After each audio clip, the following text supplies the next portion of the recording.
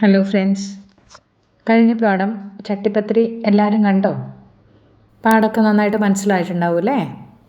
അപ്പം അത് കുറച്ച് വലിയ പാഠമായതുകൊണ്ട് തന്നെ അതിൻ്റെ ഗൃഹപാഠം വായിക്കാൻ പറയാം, അതൊക്കെ വേറൊരു വീഡിയോ ആയിട്ടാണ് ചെയ്യുന്നത്.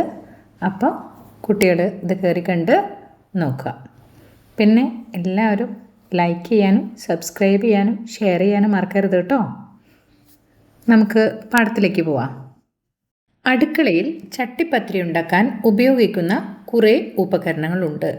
ഏതെല്ലാമാണ്?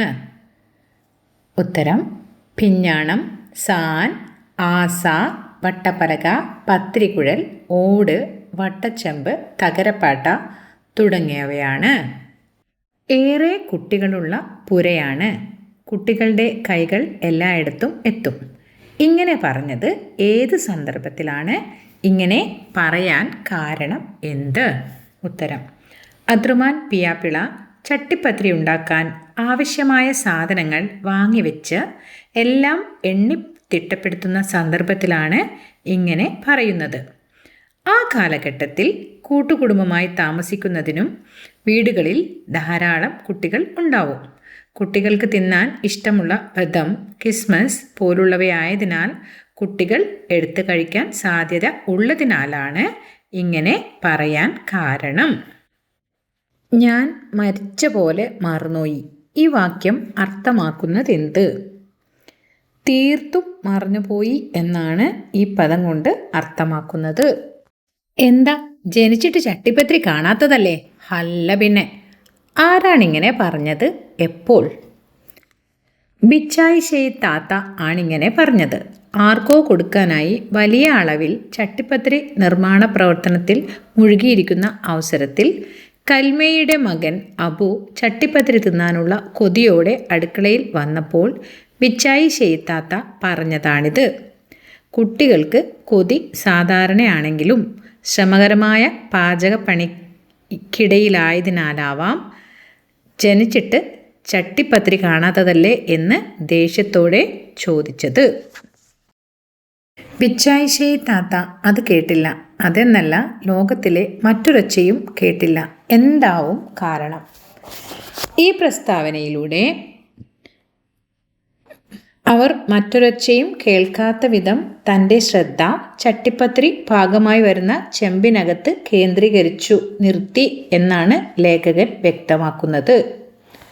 കണ്ണോ മനസ്സോ പതറാതെ ആ സൃഷ്ടികർമ്മത്തിൽ മുഴുകിയതിനാലാണ് മറ്റൊരു ശബ്ദവും അവർ കേൾക്കാത്തത്.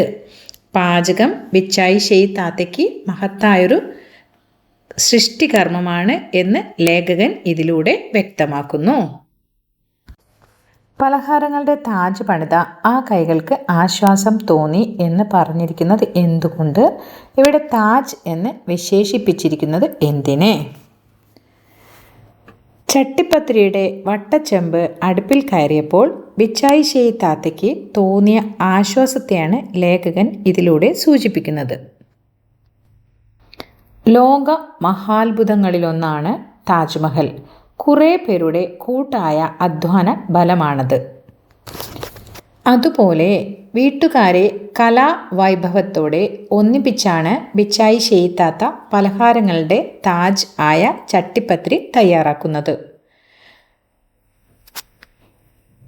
പലഹാരങ്ങളുടെ കൂട്ടത്തിൽ പങ്കാളിത്തവും അധ്വാനവും വേണ്ട പലഹാരം ആയതിനാലാവാം ഈ പ്രയോഗം. താജ് എന്നതുകൊണ്ട് വിശേഷിപ്പിക്കുന്നത് ചട്ടിപ്പത്തിരി നിർമ്മാണത്തെയാണ്. കോഴിക്കോട് 2/7/25. പ്രിയപ്പെട്ട ആമി, നിനക്കൊരു കത്തെഴുതണമെന്ന് വിചാരിച്ചിട്ട് ദിവസങ്ങളേറെയായി. നിനക്കും കുടുംബാംഗങ്ങൾക്കും സുഖം തന്നെയല്ലേ?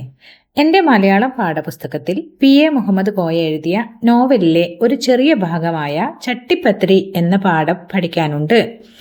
ആ പാഠം വായിച്ചതു മുതൽ ആ കഥ നീയും അറിഞ്ഞിരിക്കണമെന്ന് എനിക്ക് തോന്നി. കേന്ദ്ര കഥാപാത്രമായ ബിച്ചായി ഷെയ് താത്ത ചട്ടിപ്പത്തിരിയുടെ നിർമ്മാണത്തിൽ നമ്മളെയും കൂടെ ചേർക്കും. ആ കഥയിലെ ആസ, സാൻ തുടങ്ങിയ പദങ്ങൾ, ഭാഷ എല്ലാം രസകരമാണ്. നീ തീർച്ചയായും വായിക്കേണ്ടതാണ്. നിന്റെ വിശേഷങ്ങൾ പ്രതീക്ഷിച്ചുകൊണ്ട് സ്നേഹത്തോടെ അമ്മു. നമുക്ക് കവി പരിചയം ഒന്ന് വായിക്കാം.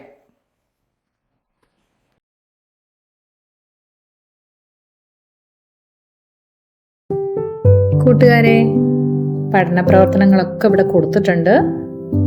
വളരെ എളുപ്പത്തിലാണ് കൊടുത്തിരിക്കുന്നത്. നന്നായിട്ട് വായിച്ച് മനസ്സിലാക്കി നന്നായിട്ട് പഠിക്കുക കേട്ടോ. ഇനി അടുത്ത ക്ലാസ്സിൽ കാണാം.